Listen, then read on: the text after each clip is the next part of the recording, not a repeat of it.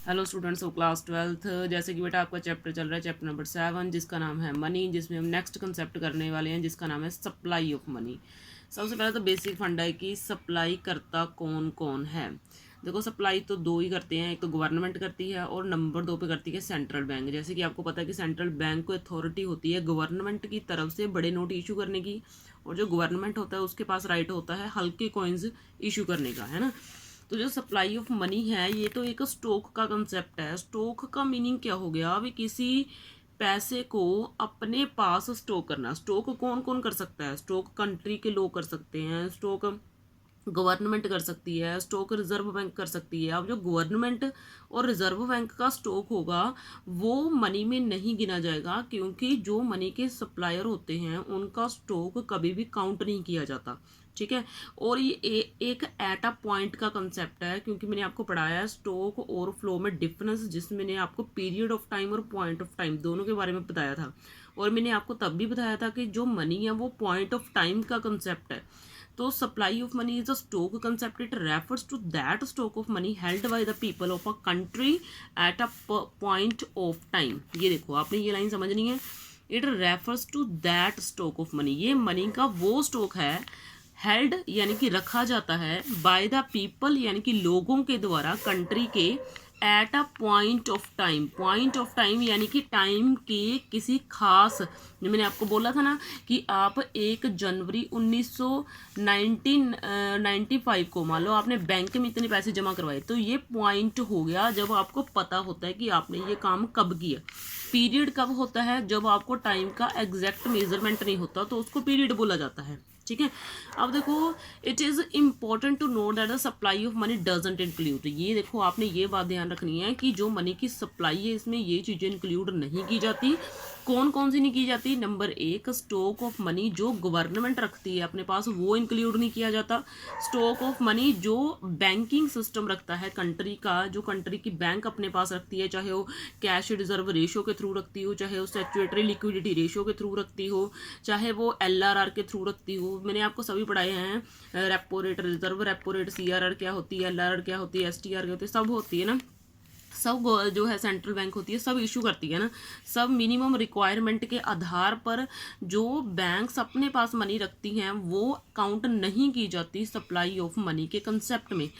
क्यों क्यों नहीं की जाती? क्योंकि जो गवर्नमेंट और बैंकिंग सिस्टम होता है कंट्री का, वही तो सप्लायर होता है। अब जो सप्लायर है, ये देखो एक बेसिक कंसेप्ट है ना। ये देखो, मान लो आपके पास कोई चीज़ है, आप किसी शॉप में काम करते हो, या मान लो आपकी शॉप है ना। और आपने क्या करा, आपने मान लो 100 पीस ले आए आप किसी चीज़ की, है ना।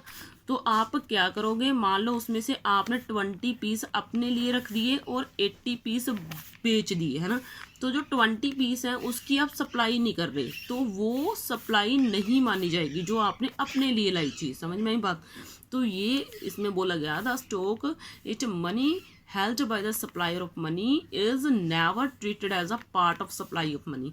तो जो आपने अपने पास रखा वो सप्लाई में काउंट नहीं किया जाएगा। वैसे ही गवर्नमेंट और बैंकिंग सिस्टम जो अपने पास पैसा रखते हैं वो सप्लाई में काउंट नहीं किया जाता। समझ में आई बात? अब देखो, आगे है मनी सप्लाई को मेज़र करने के कुछ मेथड्स होते हैं इकोनॉमिक्स में। उन मेथड को क्या बोला जाता है? M1, M2, M3, M4 methods बोला जाता है, ठीक है। और आपके सिलेबस में मैं आपको बता दूं सिर्फ M1 मेथड है, M2, M3 और M4 मेथड नहीं है। लेकिन ये M1 मेज़र भी कोई ईजी मेज़र नहीं है, ये 3 चीज़ों को मिलाकर बनता है M1 measure. M1 measure of supply में आपको C का मतलब होता है करेंसी, डी का मतलब होता है डिमांड डिपॉजिट, OD यानी कि अदर डिपॉजिट्स, ये तीनों को ऐड करके बनता है आपका M1 मेजरमेंट ऑफ सप्लाई। अब देखो, करेंसी का मीनिंग क्या है, यहाँ पे C का मीनिंग क्या है?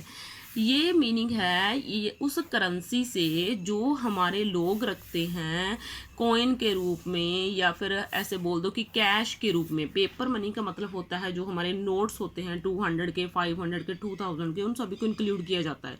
तो करेंसी हमें पता है कि हमारे नोट्स जो एक्सचेंज ऑफ मीडियम होती है ना, आपको मैंने बोला था मीडियम होती है किसका, एक्सचेंज का, जिसके बदले में आप कोई भी चीज़ खरीद सकते हो। आप पेपर का यूज़ कर सकते हो, पेपर मनी का यूज़ कर सकते हो, आप कॉइन का यूज़ कर सकते हो ना। तो क्यों, क्योंकि एक लीगल अथॉरिटी है, ये एक लीगल मीडियम ऑफ एक्सचेंज है ना। तो आगे देखो डिमांड डिपॉजिट। डिमांड डिपॉजिट की सबसे बेस्ट एग्जांपल होती है चेक, जो आम लोग जमा करवाते हैं कमर्शियल बैंक में, और कमर्शियल बैंक चेक को एक्सेप्ट करती है चेक करके कि ये जो दिया है क्या ये वैलिड है, और जिसके खाते से दिया जा रहा है क्या वो इसको मतलब देना चाहता है, इसके लिए राज़ी है। तो इट रेफर्स टू, अगर मैं आपको बोलना चाहूँ इंग्लिश में तो इसकी बड़ी सीधी सी डेफिनेशन ये होगी, it refers to demand deposit of the people with a commercial bank, these are checkable deposits. ये चेकेबल डिपॉजिट्स होते हैं विच कैन बी विथड्रॉ और ट्रांसफर्ड ऑन द डिमांड, जो निकाले और जमा करवाए जाते हैं, या फिर ऐसे कर दो कि चेक को कैश में बदला जाता है डिमांड के ऊपर लोगों की, ठीक है। और ओदर डिपॉजिट सबसे बेसिक कंसेप्ट है, क्योंकि ओदर डिपॉजिट में आप 3 चीज़ें पढ़ोगे। ओदर डिपॉजिट का मतलब है जो छोटे मोटे डिपॉजिट होते हैं उनके बारे में बात की जाती है, लेकिन ये डिपॉजिट बहुत बड़े लेवल के होते हैं। करेंसी और डीडी डिपॉजिट तो हमारे आ गए आम लोगों से रिलेटेड, लेकिन जो ओदर डिपॉजिट होते हैं ये होते हैं रिजर्व बैंक, या फिर ऐसे बोल दो कि जो इंटरनेशनल बैंक्स होती हैं, या जैसे बोल दो कि जो नाबार्ड जैसी बैंक होती हैं, नेशनल बैंक ऑफ एग्रीकल्चर वाली बैंक्स, उनसे रिलेटेड होते हैं ये, जिनका मतलब हमारे छोटी मोटी बैंक्स काम नहीं करती इनके ऊपर करती है आरबीआई वर्क, यानी कि थोड़ा बड़ा लेवल आ जाता है ओदर डिपॉजिट्स में, है ना। तो देखो इसमें 3 बातें आती हैं जो ओदर डिपॉजिट होता है। सबसे पहले तो यहाँ पे आता है जो डिमांड डिपॉजिट, यानी कि जो चेक आरबीआई को किसी बड़ी फाइनेंशियल इंस्टीट्यूशन के तरफ से मिलता है। जैसे मैं आपको एग्जांपल अभी मैंने आपको दी, नाबार्ड एक ऐसी एग्जांपल है जो एक बहुत बड़े लेवल की फाइनेंशियल इंस्टीट्यूशन है। अगर ये कोई चेक दे रही है तो ये इसका चेक किसी छोटी मोटी कमर्शियल बैंक में एक्सेप्ट नहीं होगा, इसका जो चेक होगा वो आरबीआई यानी कि सेंट्रल बैंक में एक्सेप्ट किया जाएगा, और आरबीआई उस चेक के लिए क्लियरिंग हाउस का काम करेंगे। और मैंने आपको क्लियरिंग हाउस की डेफिनेशन दी हुई है कि क्लियरिंग हाउस क्या होता है। अब देखो नाबार्ड की डेफिनेशन, इसकी फुल फॉर्म भी आप याद कर लेना, मैं बता देती हूँ, national bank for agriculture and rural development, ये इसकी पूरी नेम होता है, ठीक है। अब जो सेकंड है, ये चीज़ें आपने याद रखनी है जो मैं आपको बता रही हूँ ओदर डिपॉजिट में। और जो सेकंड है इसमें वो चेक भी आते हैं आरबीआई को जो मिलते हैं बाहरले बैंक से, जो इंटरनेशनल बैंक्स होती हैं वो भी हमारी कंट्री में लेन देन करती हैं, चाहे वह हमारे एक्सपोर्ट की पेमेंट हो, चाहे वो हमारे इंपोर्ट का लेना देना, मतलब जो भी ओवर हैंड किया जाता है एक बैंक से दूसरी बैंक की तरफ से, उसकी कस्टडियन भी सेंट्रल बैंक ही होती है। और मैंने आपको कस्टडियन की डेफिनेशन भी पढ़ाई है, इकोनॉमिक के हिसाब से भी कस्टडियन कौन होता है। अब देखो डिमांड डिपॉजिट जो होता है RBI of foreign central bank and the foreign government, ये देखो जो बाहर वाली गवर्नमेंट होती है या जो बाहर वाली सेंट्रल बैंक होती है, उसकी करेंसी की अथॉरिटी या उसकी करेंसी की कस्टडियन हमारी बैंक यानी कि सेंट्रल बैंक होती है। उसके डिमांड डिपॉजिट, उसके हर एक चेक की कस्टडियन हमारी आरबीआई होती है। ये तो था आपका दूसरा ओदर डिपॉजिट। अब तीसरा ओदर डिपॉजिट है सबसे इम्पॉर्टेंट, ठीक है। इसमें वो वाले चेक आते हैं जो बहुत बड़ी संस्थाओं से मिलते हैं हमें, बहुत बड़ी संस्थाएं, जैसे मैं नाम लेना चाहूँ तो आईएमएफ, जिसका नाम है international monetary fund. International monetary fund के बारे में आप पढ़ोगे 11th चैप्टर में, तब इसका कंसेप्ट आएगा, मैं आपको बताऊंगी। और वर्ल्ड बैंक आपको पता है जिसमें हम अपना पैसा रखते हैं और जब हमें ज़रूरत पड़ती है हमें वो पैसा वापस किया जाता है ना। तो आगे देखो डिमांड डिपॉजिट, ये पैसा किसी भी रूप में हो सकता है, क्योंकि मैं आपको वर्ल्ड बैंक का कंसेप्ट भी पढ़ाऊंगी। इसमें 4 तरह के निवेश होते हैं। अब देखो डिमांड डिपॉजिट जो होता है इंटरनेशनल फाइनेंशियल इंस्टीट्यूशन का, जैसे जो आईएमएफ होती है या वर्ल्ड बैंक होती है, उसको भी छोटी मोटी बैंक्स उनका चेक स्वीकार नहीं कर सकती, ना ही उनके पास ये अथॉरिटी होती है। उनका चेक भी कौन करेगा? अगर वो हमें दे भी रहे हैं तो वो कौन करेगा? हमारी देश की गवर्नमेंट को अगर उनकी तरफ से कुछ मिल रहा है, चेक के थ्रू मिल रहा है, तो उसको मंजूरी देगा हमारा रिजर्व बैंक, हमारी आरबीआई। ठीक है, समझ में आई बात? हमारी जो कंट्री है उसमें सबसे बड़ी पावर किसके पास है? आरबीआई के पास है। चाहे वो वर्ल्ड बैंक का ही चेक क्यों ना हो, जिस कंट्री में वो आ गया वो कंट्री की आरबीआई तय करेगी कि इस चेक को पास करना है या नहीं करना है। समझ में आई बात? तो ये आपके मेजरमेंट था M1, जिसमें आप करेंसी या फिर डिमांड डिपॉजिट और अदर डिपॉजिट को मिलाकर ये बनता है। मैंने आपको करेंसी बता दिया, डिमांड डिपॉजिट बता दिया और अदर डिपॉजिट्स बता दिए। ठीक है, आगे देखो बेटा, सबसे पहले आगे आपका कंसेप्ट है हु सप्लाइज मनी। मनी कौन सप्लाई करता है? वैसे तो देखो मनी के सप्लायर सभी हैं। कौन कौन है? सेंट्रल बैंक मनी सप्लाई करती है, कमर्शियल बैंक सप्लाई करती है, गवर्नमेंट सप्लाई करती है।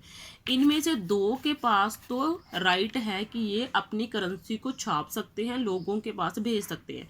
सेंट्रल बैंक जो है गवर्नमेंट के ऑर्डर के ऊपर गोल्ड के हिसाब से मनी जो है वो छापती है और लोगों को सप्लाई करती है। और आपको पता होना चाहिए कि जो एक कंट्री का पैसा है वो उस कंट्री के गोल्ड के ऊपर डिपेंड करता है। ऐसे तो आप सोचोगे कि रिजर्व जो आरबीआई है वो कितना भी पैसा छाप दे कि जो गरीब लोग हैं उनको अमीर कर दे, ऐसा नहीं हो सकता। एक करेंसी जो है कंट्री अपने हिसाब से पैसा नहीं छापती, वो डिपेंड करता है उस देश के करेंसी की गोल्ड वैल्यू के ऊपर कि हमारी इंटरनेशनल करेंसी की गोल्ड वैल्यू कैसे है। जैसे कि अगर मैं बोल दूं कि अमेरिका का $1 जो है, मैं आपको बोल दूं तो 2 या आप सिंपल बोलो तो 2 ग्राम है ना, 2 ग्राम बोल दूं, 2 ग्राम गोल्ड के कीमत के बराबर है ना। वैसे इतना होता नहीं तो थोड़ा मैं कम कर सकती हूँ, 4 ग्राम्स ला लो आप।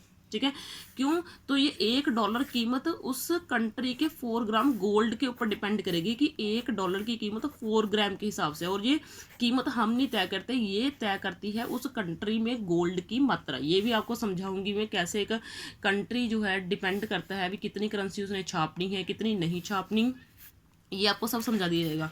अब देखो सप्लायर मनी के 3 हैं, सेंट्रल बैंक है, कमर्शियल बैंक है और गवर्नमेंट है।